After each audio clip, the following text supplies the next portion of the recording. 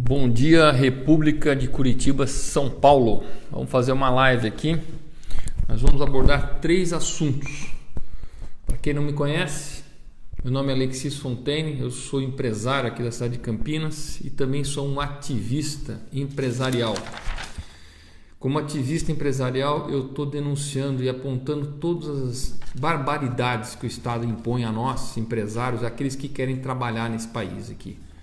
De modo a começar a apontar as dificuldades de empreender e trabalhar no Brasil. Nessa live de hoje aqui, eu vou trabalhar com 3 assuntos diferentes. Eu estou dando essa conversada aqui prévia para poder o pessoal entrar na página. Nós vamos falar de algumas coisas que saiu até no Valor Econômico. O Valor Econômico aqui está dizendo aqui, ó, esse dia aqui, ó, para ver.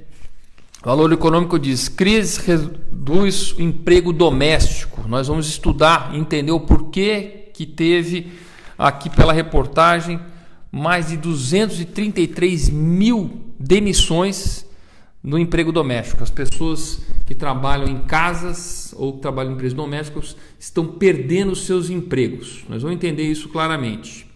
Depois nós temos uma outra reportagem fantástica aqui que diz que aquele comunista do Boulos defende fazer um arroxo tributário aqui. Ele quer aumentar os impostos, fazer todo um arroxo na economia brasileira para gerar mais dinheiro para eles poderem gastar. Ainda bem que não vai ser presidente, senão a gente virava uma Venezuela de vez aqui.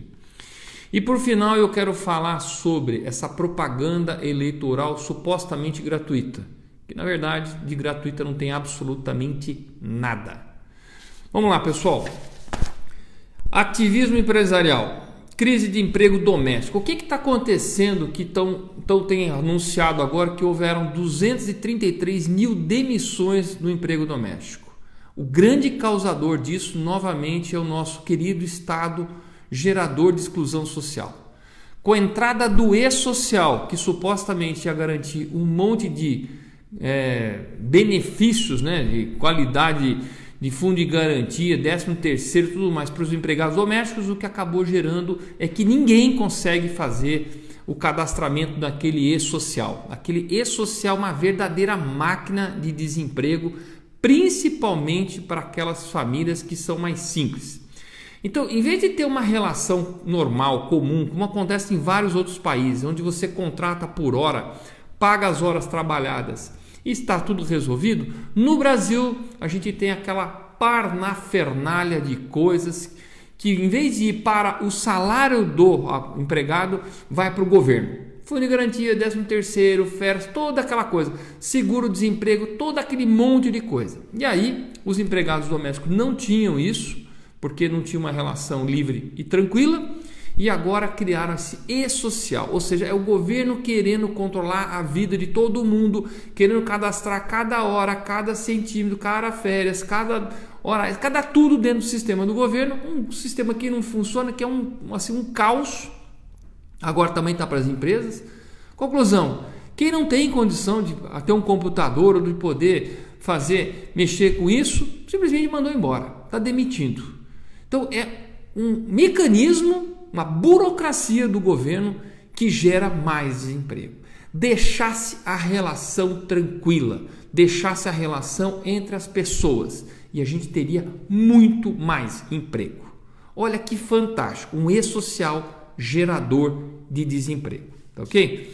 Isso a gente pode observar que o governo também tentando regular um monte de coisas gera também um monte de outros desempregos. E aqui eu vou falar de um negócio que pouca gente fala e mexe a mão nessa ferida. Todo mundo ficou criticando aquela tabela de frete dos caminhoneiros quando aconteceu a guerra dos caminhoneiros. Eu também acho que é um absurdo ficar criando tabela de frete para cá e para lá. Mas vamos falar a verdade.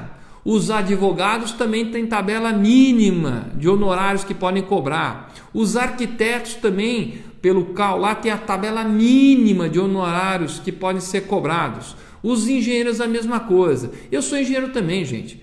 E eu acho um absurdo o governo querer, ou os conselhos regionais de tudo que é tipo, ou a OAB, ficar imputando tabelas mínimas de cobrança. Não tem que imputar nada, o mercado tem que se regular, as pessoas têm que simplesmente ir negociando. Então ficam falando de caminhoneiro, mas aí ninguém vai olhar o próprio umbigo. Não é isso que aconteceu? Vai lá ver advogado, engenheiro, arquiteto, tudo isso aí está com tabela mínima. E deve ter um monte de outros conselhos regionais imputando isso. Conselho regional mesmo de arquitetura e engenharia, eu não sei dos outros conselhos que eu não conheço, também colocam salário mínimo. Engenheiro, o salário mínimo é de R$9.000. Ou seja, você não pode contratar nenhum engenheiro se não pagar minimamente R$9.000. Chama de dignidade. Para mim isso chama-se máquina de desemprego. Por quê? Porque quem não tem condições de contratar um engenheiro por R$8.000, simplesmente vai contratar o mesmo engenheiro como auxiliar técnico ou auxiliar de alguma coisa no teu departamento. Veja que essas coisas não protegem ninguém. Essas coisas simplesmente geram desemprego ou brigas na justiça dizendo que o cara era engenheiro mesmo, era arquiteto mesmo, e que não tinha aquela função falsificada. Deixem as relações livres, deixem as pessoas negociarem livremente, tá ok? Então esse é o recado dessa primeira fase aqui da nossa live. A segunda é o famoso Boulos, lá, aquele Guilherme Boulos, aquele esquerda caviar do caramba, que é milionário, rico, tem propriedade, mas que fica invadindo as propriedades de todo mundo. Muito bem, ele deu uma declaração e eu não sei nem por que o Valor Econômico me coloca uma declaração de um cara desse na primeira página. Declaração da primeira página aqui devia ser de gente séria, tá certo? De candidato sério para presidente, e não um cara como esse aqui, que é simplesmente um fanfarrão aqui que fica usando o espaço para poder se promover. E ele estava dizendo aqui, defende arroxo para investir no social. O que ele chama disso? É aquela ideia que a esquerda tem de que quem trabalha não acaba nunca o dinheiro dele. Ou seja, eles querem arrancar de todo mundo que trabalha para poder fazer o populismo deles, distribuindo dinheiro para aqueles que eles dizem que são os excluídos e tudo mais. Mas eles não propõem um programa de emprego. Você não vê um programa de emprego sendo gerado por essa turma. Você só vê a agressividade de quem já está trabalhando, quem produz, para tirar deles e passar para aqueles que eles manobram, aquelas massas de manobra. E isso a gente vê muito claramente nas invasões que tem dos prédios do Rio, lá em São Paulo. Invade e fica cobrando daquela gente simples, gente que tem muita dificuldade, aluguéis, pedágio, um monte de coisa. Também põe aquela turma nas fazendas lá, invade, mata tudo, destrói tudo lá, a turma do Stedley, para depois ficar vendendo facilidades, vendendo terreno, obrigando as pessoas a contribuírem para o movimento. Então, essa turminha que fica aí defendendo esse tipo de arroxo não tem noção, ou são muito mal intencionados, da onde que vai vir o dinheiro deles. É tirar de gente que está trabalhando. Eu quero ver essa gente gerar um programa de geração de emprego. A inclusão social sustentável, aquela que eu defendo, que é aquela baseada no emprego. Educação fundamental de qualidade, capacitação das pessoas e, do outro lado, a desregulamentação do Estado, simplificação do Estado para as pessoas conseguirem trabalhar, para as pessoas poderem fazer, acabar com alvará, acabar com taxa de licença disso, licença daquilo, que os governos ficam dando licença, exigindo licença para tudo, para você poder sobreviver. Trabalhar no Brasil deveria ser um direito natural, empreender tem que ser um direito natural de qualquer cidadão, ok? Por último aqui, pegando uma postagem da nossa amiga Elisa Robson lá e também da nossa amiga Sabrina Avosani, propaganda eleitoral gratuita. Gratuita para quem? Isso está saindo do bolso dos nossos tributos, do tributo que a gente paga. Eu tenho duas opções nessa questão da propaganda eleitoral gratuita. Primeiro, só vai aparecer lá quem está usando o dinheiro do fundo de campanha eleitoral, que é aquele fundo de 1,7 bilhões que foi tirado da educação, saúde e segurança para fazer campanha eleitoral. Então eu acho que a propaganda eleitoral gratuita, aquela que aparece lá na televisão, é para marcar quem você não vai votar. Porque aquela turma é um bando de hipócritas, porque eles estão usando justamente o dinheiro que nós estamos precisando tanto aqui no Brasil para fazer a campanha deles. Se o cara for bom mesmo, meu amigo, ele que ponha conteúdo em outras mídias de forma gratuita, não paga e apresente as suas ideias. Outra coisa, tem aquele aplicativo super legal lá, que é aquele aplicativo detetor de corrupto, que agora você pode baixar.